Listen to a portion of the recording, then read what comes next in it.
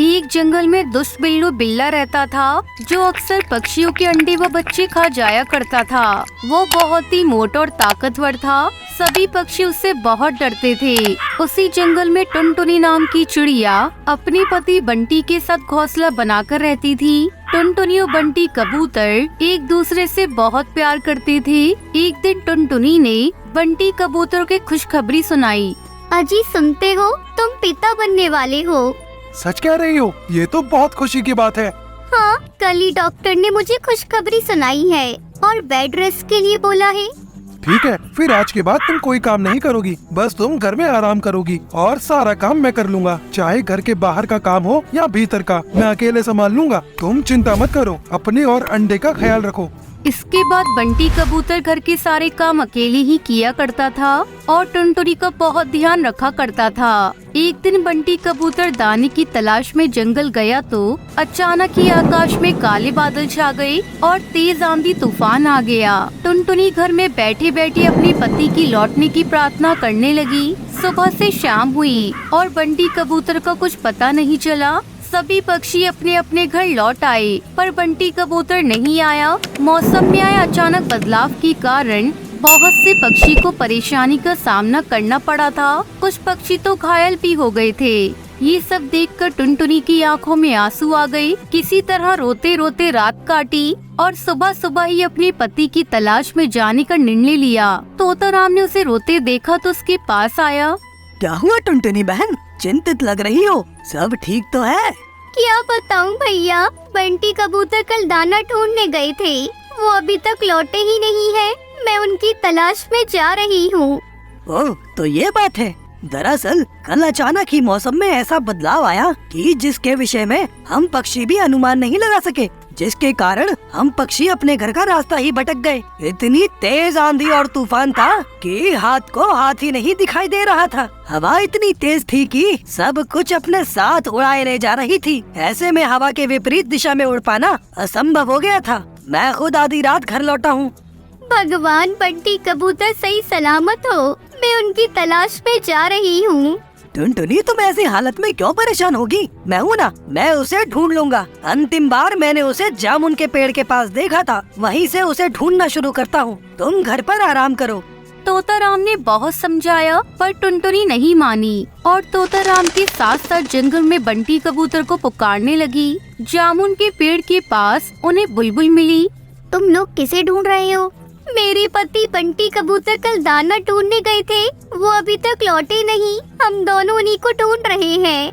तो ये बात है, कल बहुत तेज आंधी आई थी। हवाएं पूर्व दिशा से पश्चिम दिशा की ओर चल रही थी और सब कुछ अपने साथ ले जा रही थी। मेरे ख्याल से हमें पश्चिम दिशा में तलाश करना चाहिए। चलो, मैं भी तुम लोगों के साथ चलती हूँ। धन्यवाद बुलबुल बहन। इसमें धन्यवाद की क्या बात है? एक पक्षी दूसरे पक्षी के काम नहीं आएगा तो कौन आएगा? इस प्रकार वो तीनों मिलकर बंटी कबूतर को ढूंढने लगी और कुछ आगे जाने पर उन्हें कौवा मिला। क्या हुआ टुनटुनी बहन? मेरे पति बंटी कबूतर कल से घर नहीं लौटे हैं। मैं उन्हीं को ढूंढ रही हूँ। ओह, ये जानकर बहुत दुख हुआ कि तुम ऐसी हालत में तुम्हें इतनी परेशानी उठानी पड़ रही है। चलो, मैं भी तुम्हारे साथ बंटी कबूतर को ढूंढने चलता हूँ। धन्यवाद कालू भैया। पहले भैया बोलकर अपना बनाती है, फिर धन्यवाद कहकर पराया कर देती हो। चलो बहन, जल्दी चलो, कहीं देर ना हो जाए। थोड़ा आगे जाने पर उन्हें झाड़ी में बंटी कबूतर का पंख फंसा हुआ दिखाई दिया। ये तो मेरे पति बंटी कबूतर का पंख है। इसका मतलब वो यही कहीं आसपास होंगे। ये इलाका तो बिल्लू बिल्ले का है, वो पास ही में रहता है। अगर बंटी कबूतर उसके हाथ में पड़ गया तो मुझे अफसोस है कि अब तक वो जीवित नहीं बचा होगा। नहीं, ऐसा मत कहो। बंटी कबूतर को कुछ नहीं हो सकता। मुझे बताओ, वो बिल्ला कहाँ रहता है? मैं उससे अपने पति की जान की भीख मांगूंगी। अगर वो फिर भी नहीं माना तो मैं उससे कहूँगी कि वो मुझे भी खा जाए। मैं बंटी कबूतर के बिना अकेले संसार में नहीं जीना चाहती। अरे टुनटुनी, ऐसा क्यों कहती हो? अपनी नहीं तो अपने बच्चों की तो परवाह करो। भगवान न करे बंटी कबूतर के साथ कुछ अनहोनी हो, पर यदि कुछ भी हो जाए तो तुम्हें चिंता करने की कोई जरूरत नहीं। हम सभी पड़ोसी पक्षी तुम्हारा ध्यान रखेंगे। हाँ, हम भी तुम्हारा ध्यान रखेंगे। तुम खुद को कभी अकेली मत समझना। चलो, उस बिल्ले का घर उस तरफ है। भगवान करे कि सब ठीक हो। आगे जाने पर एक घर के बाहर एक बिल्ला दिखा और घर के भीतर से रोने चिल्लाने की आवाज आ रही थी। ये देखकर टुनटुनी अपने आप को रोक नहीं सकी और बिल्ली के सामने पहुंच गई। दुष्ट बिल्ले, मेरे पति को छोड़ दे वरना क्या कर लेगी नन्ही चिड़िया, तुम मेरा कुछ नहीं बिगाड़ सकती। आज शाम को मैंने अपने दोस्तों को दावत पर बुलाया है, अब तो मैं तुम्हें भी कैद कर लूंगा और रात को अपने दोस्तों के साथ एक स्वादिष्ट चिड़िया और कबूतर की दावत उड़ाऊंगा। तभी सभी पक्षी झाड़ियों के पीछे से बाहर निकल आए। ये मत सोचना कि टुनटुनी चिड़िया कमजोर है तो तुम उसे डरा लोगे। हम चारों मिलकर तुम्हें ऐसा सबक सिखाएंगे कि जिंदगी भर याद रखोगे। इतना कहकर कालू, तोताराम और बुलबुल तीनों बिल्ले पर टूट पड़े और टुनटुनी बिल्लू के घर का दरवाजा खोलकर अपने पति को आजाद कराया। बिल्लू बिल्ला की भली प्रकार मरम्मत करके वो सब टुनटुनी चिड़िया के घर पहुँचे। मैं आंधी से उड़कर झाड़ियों में गिर गया और घायल हो गया। उसी का फायदा उठाकर बिल्लू बिल्ला ने मुझे अपना कैदी बना लिया। धन्यवाद भाइयों, आप सबने मेरी जान बचाई, वरना तो मैं टुनटुनी को दोबारा देख पाने की आशा ही खो बैठा था। धन्यवाद हमारा नहीं, टुनटुनी बहन का करो। टुनटुनी बहन बहुत ही हिम्मती और आशावादी हैं, जिसके कारण तुम्हारी जान बच सकी। अगर वो तुम्हें ढूंढने का प्रयास ही नहीं करती तो शायद वो बिल्ला तुम्हें आज खा गया होता। ये तो बिल्कुल सही बात है। मैं तो इसकी बहादुरी को सलाम करता हूँ। इनकी हिम्मत देखकर तो हमें उस बिल्ले से लड़ने की हिम्मत जागी, वरना हम सभी पक्षी दुष्ट बिल्ले से बहुत डरते थे। बंटी कबूतर भाई, चिंता मत करना, हम तुम्हारे भोजन और जल की व्यवस्था कर दिया करेंगे। आज से हम दोस्त हुए। बंटी कबूतर टुनटुनी ने सभी का धन्यवाद किया और खुशी खुशी रहने लगे। आज हमने सीखा कि हिम्मत वालों की कभी हार नहीं होती, लहरों से डरकर कभी नैया पार नहीं होती। एक सुंदर से जंगल में एक बरगद का पेड़ था। उसी पेड़ पर एक टुनटुनी नाम की चिड़िया ने अपना घोंसला बना रखा था। उसी पेड़ पर एक कालू कौवा था जो अपने छोटे छोटे बच्चों के साथ रहता था। एक दिन सवेरे टुनटुनी चिड़िया के पास कालू कौवा रोता हुआ आता है। अरे क्या हुआ कौवे भाई, आप इतना क्यों रो रहे हो? अरे टुनटुनी बहन, क्या बताऊँ आपको, हमारे इलाके में ना जाने कहां से एक बिल्ली आ गई है और उसने मेरे एक बच्चे को पकड़कर खा लिया। क्या बिल्ली कहां से आ गई हमारे इस इलाके में? पता नहीं कहां से आई है, पर आते ही उसने आतंक मचा रखा है। अब मैं अपने बच्चों को कैसे उस बिल्ली से बचाऊं? तभी टुनटुनी चिड़िया मनी मन सोचने लगती है। हे भगवान, अब मैं क्या करूं? मेरे तो 4 अंडे हैं और कुछ ही दिनों में उन अंडों से बच्चे भी आने वाले हैं। अब उससे मैं अपने बच्चों की कैसे रक्षा करूं?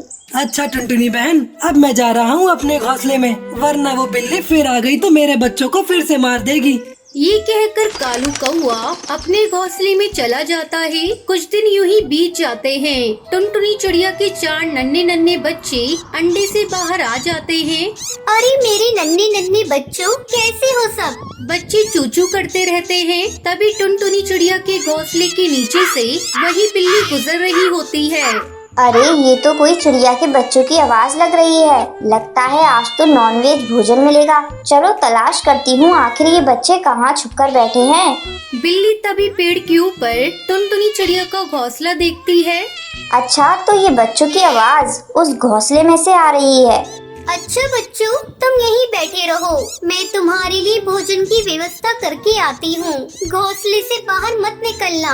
टुनटुनी चिड़िया के बच्चे चूचू करते रहते हैं और टुनटुनी चिड़िया उड़ते हुए अपने घोंसले से चली जाती है। तभी बिल्ली की नजर टुनटुनी चिड़िया पर पड़ती है।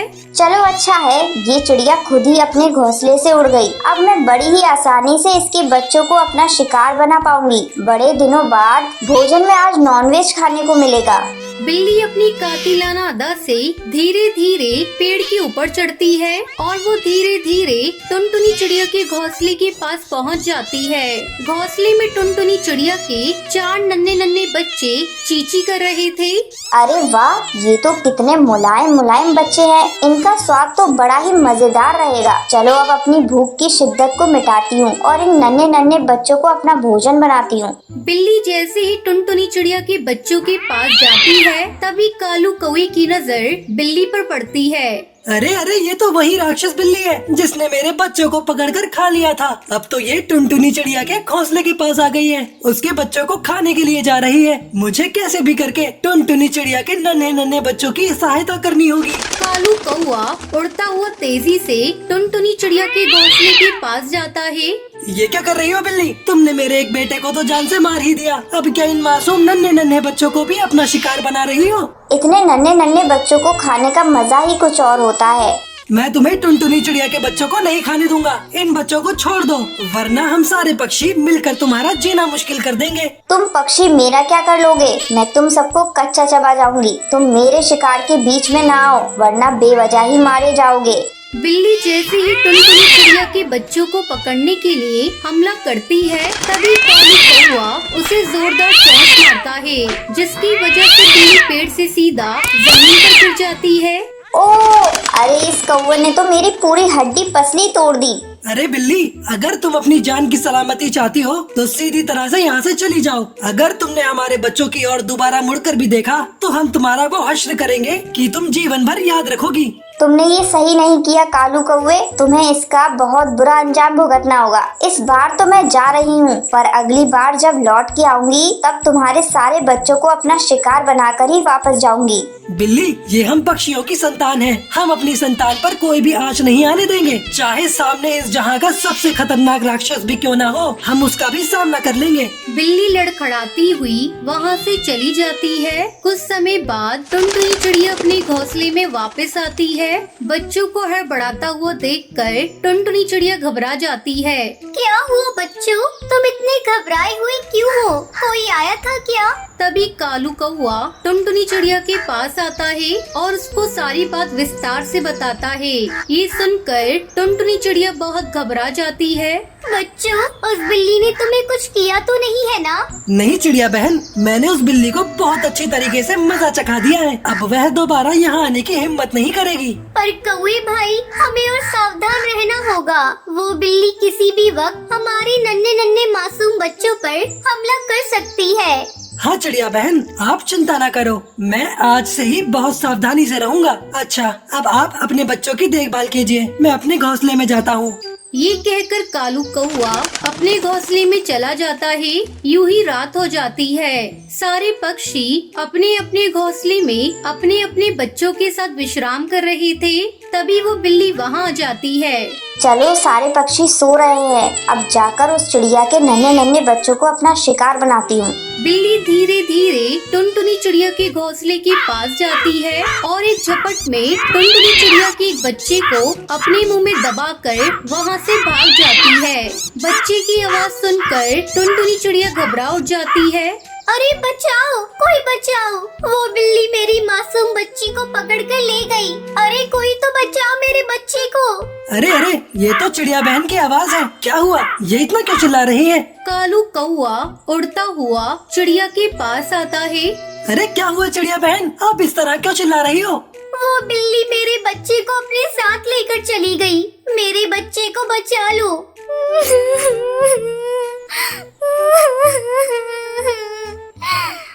आप रोइए मत चिड़िया बहन, अब रोने से कोई फायदा नहीं। वो बिल्ली यहाँ से काफी दूर चली गई है और अब तक तो उसने आपके बच्चों को मार भी दिया होगा। अब हमें उस बिल्ली का कुछ न कुछ तो करना होगा। उस बिल्ली का हमेशा हमेशा के लिए खात्मा करना होगा। मैं उस बिल्ली को छोड़ूंगी नहीं। चलिए बहन, ये समय जोश से नहीं होश से काम लेने का है। मेरे पास एक उपाय है जिससे हम उस बिल्ली का हमेशा हमेशा के लिए खात्मा कर देंगे। कैसा उपाय भाई?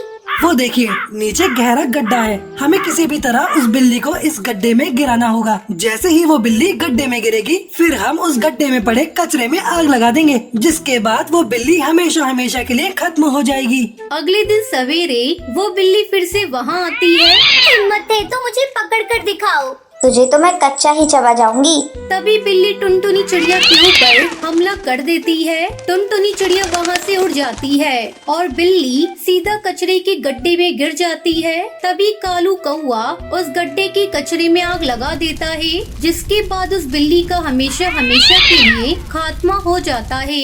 फिर टुनटुनी चिड़िया अपने बच्चों के साथ खुशी खुशी जीवन बिताने लगती है।